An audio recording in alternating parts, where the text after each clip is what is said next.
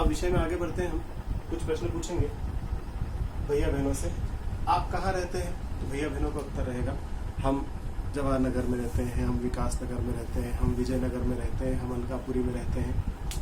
ये प्रश्न का उत्तर सही नहीं होगा। तो आपको बताना पड़ेगा कि हम कहाँ रहते हैं। हम घर में रहते हैं, ठीक है। हमने निवास का नहीं पूछा, हमने पूछा आप कहाँ रहते हैं। इसके पश्चात दूसरा प्रश्न होगा सुबह उठते समय आपको किन किन वस्तुओं की आवश्यकता होती है। तो सुबह उठते समय वो अपने को बताएंगे कि भैया हमको सबसे पहले पानी लगता है वॉश करने के लिए, फिर उसके बाद चाय, ब्रश, इन सब चीज़ों की उनको आवश्यकता होती है। टॉवल की आवश्यकता होती है, कपड़ों की आवश्यकता होती है जो पहनते हैं, ये सारी चीज़ें। इसके पश्चात जब वे घर से विद्यालय के लिए आते हैं तो मार्ग में आते समय वो क्या क्या देखते हैं, ये अगला प्रश्न रहेगा हमारा।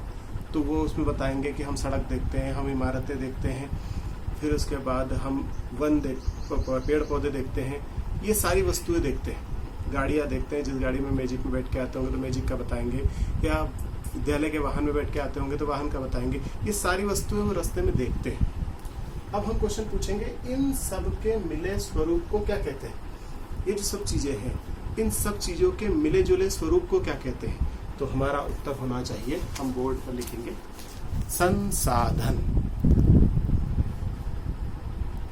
संसाधन संसाधन वे वस्तुएं या साधन जो मनुष्य की समस्त आवश्यकताओं की पूर्ति करते हैं, वे संसाधन कहलाते हैं। फिर से एक बार, वे समस्त वस्तुएं एवं साधन जो मनुष्य की आवश्यकताओं की पूर्ति करते हैं, वे क्या कहलाते हैं? संसाधन कहलाते हैं।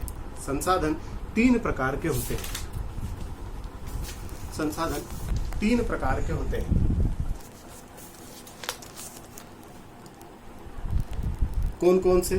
तो पहला संसाधन होता है प्राकृतिक संसाधन, दूसरा संसाधन होता है मानव संसाधन, तीसरा संसाधन होता है मानव निर्मित संसाधन।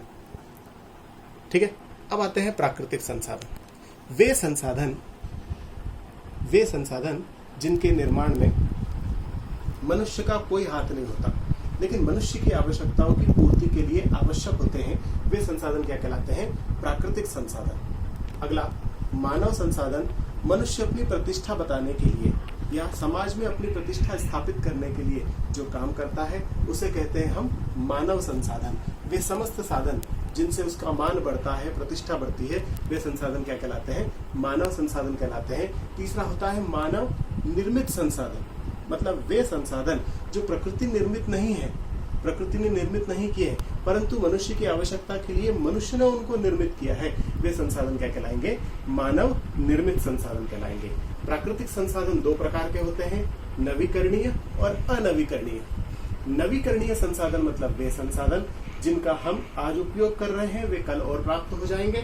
और अनवीकरणीय संसाधन मतलब वे संसाधन जिनका हम आज उपयोग कर रहे हैं, लेकिन थोड़े समय के पश्चात वो क्या हो जाएंगे? समाप्त हो जाएंगे। ऐसे संसाधन अनवीकरणीय संसाधन कहलाते हैं। नवीकरणीय संसाधन में हवा, कृषि, जल और वन आते हैं, और अनवीकरणीय में दो प्रकार के आते हैं, एक अचक्रीय और एक आता है चक्रीय।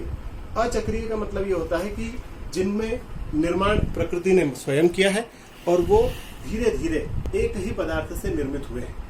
इसके पश्चात चक्रीय का मतलब होता है जो हमेशा क्या होते रहते हैं? निर्मित होते रहते हैं, परिवर्तित अपना निर्मित होते रहते हैं, और अन्य धातु उसके अंदर क्या होती जाती? मिश्रित होती जाती है, जैसे धात्विक और खनिज पदार्थ। ये सारी की सारी चीजें क्या कहलाती है? अनौपचारिक। इसके बाद मानव संसाधन के अंतर्गत जनसंख्या आती है। मनुष्य कैसे बताएगा कि ये मेरा गांव है, इस गांव में इतने लोग रहते हैं, तो उन लोगों की संख्या के आधार पर बता पाएगा कि ये गांव है। इसके पश्चात स्वास्थ्य, मनुष्य कभी भी किसी प्रकार की कोई भी गतिविधियां होती है, हम देखते हैं कि अगर कोई व्यक्ति बीमार रहेगा या उसको खांसी आएगी या किसी प्रकार का कोई रोग होगा, तो हम उसके पास बैठना पसंद नहीं करते, हम केवल स्वस्थ व्यक्ति के पास बैठना पसंद करते हैं। हमने अभी देखा कि कोरोना नामक बीमारी चल रही है, इसमें हम स्वस्थ व्यक्ति, जो भी खांसेगा उस व्यक्ति के पास से हम दूर हो जाएंगे, जो भी छींकेगा उस व्यक्ति के पास से हम दूर हो जाएंगे। क्यों? क्योंकि वो अस्वस्थ है। तो ऐसे स्वास्थ्य के बाद आता है शिक्षा। व्यक्ति किसी प्रकार से कलेक्टर बनता है, एसपी बनता है, या किसी प्रकार से शिक्षक बनता है, तो वो कहाँ से बनेगा? शिक्षा ग्रहण करने के बाद। तो वो शिक्षा सबसे ज्यादा आवश्यक है, और उसके बाद ही उस व्यक्ति को क्या किया जाता है? समाज में पहचाना जाता है। अगला कार्यक्षमता। मनुष्य के कार्य करने की क्षमता, कार्य किस प्रकार से कर रहा है, कितनी हद तक कर लेता है, या उसके करने की क्षमता उसकी क्या है, कहाँ तक कर लेता है, ये सारी कार्य क्षमता पर निर्भर करता है।